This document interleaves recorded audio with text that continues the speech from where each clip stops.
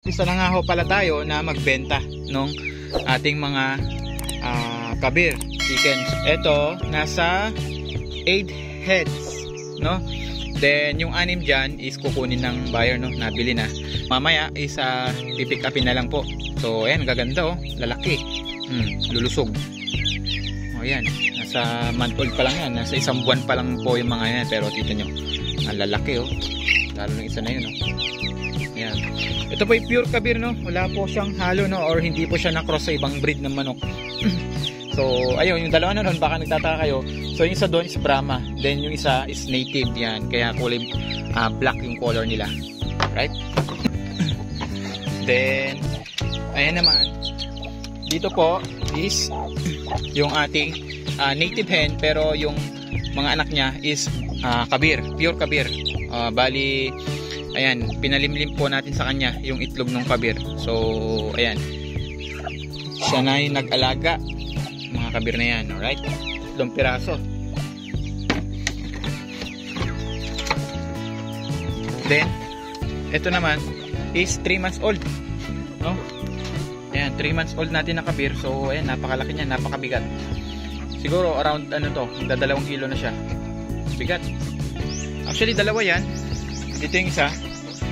Dito kaso lang nabenta natin, no? Mga extra rooster natin ng kabir. Yan, nabenta natin yung isa dito. May bumili, kinuha nung nakaraang araw. Ito yung kabir natin, oh. Ayan, oh, nasa labas na siya. Pinakawalan ko sila para mapreskuhan naman. Ayun yung hen, oh. Ayan. Sa ngayon tuloy-tuloy pa rin yung hen natin, tuloy-tuloy pa rin pong ng itlog yan. Walang patid, no? So hindi siya nag-off, tuloy-tuloy pa rin mga itlog. Right? So dito naman yung ano natin, yan. Yung vintage line natin na Rhode Island Ren. Alright, so yan. Trio yan, 2 babae at 1 lalaki. Yan, lalaki na rin, oh. And then yung Brahma natin, ito. Oh, di ba? Mayroon pa tayong Brahma, 3, ayan, lalaki na nila. So parang trio din to eh. I think ano to? Lalaki itong dark. Ayan o. Parang partridge. Light tsaka buff Brahma. So ayun nga, no? Ayan, naparami natin yung kabir natin. Ito yung second batch ng papisa natin dun sa isang pair. So imagine mga ka-wonder, no? Isang pair lang po yung kabir natin. Nag-start tayo mag-breed ng by August. Yan. Nag-start tayo mag-breed by August nung dumating tayo dito sa probinsya. Ayan. Naparami nga natin sila.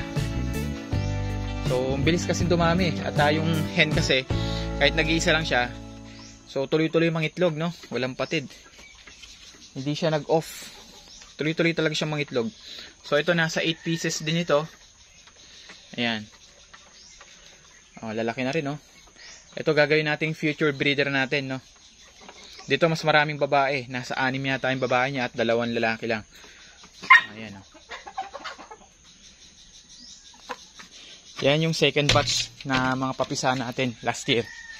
Then yung first batch na napapisa natin galing dun sa pair natin na kabir is ito sila. Ayan. Papansin nyo, 4 months na nila, no? Magpo-hatch sila ng September 22. So, ayan, pero kita nyo lalaki. Oh, parang mga RTL na. Siyempre yung Brahma natin na nag-iisa. Ayan. Yung ating Blue Buff Brahma. Ang ganda, oh. Ayan. Actually, mga ka-wonder, no, yung mga kabir natin na to is 4 na piraso, no? 4 heads sila. So, yung isa babae din. Yung nasugatan, yung likuran, no, no nakaraang video natin. Actually, napagaling naman natin yon. Yun yung isa sa mga kapatid nila. Napagaling naman natin yon. Ang kaso lang is hindi na siya nakapaglakad ng normal. So, hindi na rin natin mapapakinabangan. Kaya, kinal na lang natin, no, or kinatay natin. So, ayan na lang natira. Bali, 4 sana yan. Lalaki nung hen, no? 4 months. Ganyan sila kalalaki. Pati yung guru. Oh, laki. Alright, so napakabilis paramihin ng kabir. At saka syempre, Tingnan mo naman, sulit na sulit yung katawan, lalaki. Oh, bibigat. Tapos dito, kung mapapansin nyo, wala na tayong row dito, no? Wala na tayong row na iba, kundi yung kabir lang. Ayan, nag-start na rin mangitlog yung mga native natin. At dito nga, may naglilimlim. Ayan, oh. Ayan. Sa kabila, meron din mga itlog. Ito, naglilimlim na rin. Yung mga upgraded natin na native. Ayan, mga naglilimlim na rin yan. So, ito mga ka-wonder, yung mga magiging anak nila is, yun na yung tatay, yung ating kabir. Right? So, in-upgrade pa natin lalo yung ating mga native. Ito, napakalaki nung tatay nila. So, nakaka-excite lang. Tingnan yung magiging offspring nila, no? Yung magiging anak nila kung malalaki rin. Then, dito, ito, may mga kabir pa pala tayo dito. Ayan, oh. Meron tayong 2, 4, 5. Bali 5 heads, pero yung isa is native. Yan. Laki, oh. Nasa 2 months po pa lang itong mga to. Pero ayan, laki, oh. Yung isa, ayan, saling pusa lang po yan, kaya maliit. Alright. Ayan, ayos na ayos kasi malapit na nating maparami yung hen natin na kabir. So yung dalawa doon, malapit na natin pakinabangan. At itong mga sumusunod dito, meron tayong 6 dito na babae plus 2, 8. Plus yung nanay, siyam. Magkakaroon tayo ng siyam na inahin. So ayan, papabilis, no? Papaparami tayo ng papisa ng sisiw pag nagkataon. Alright.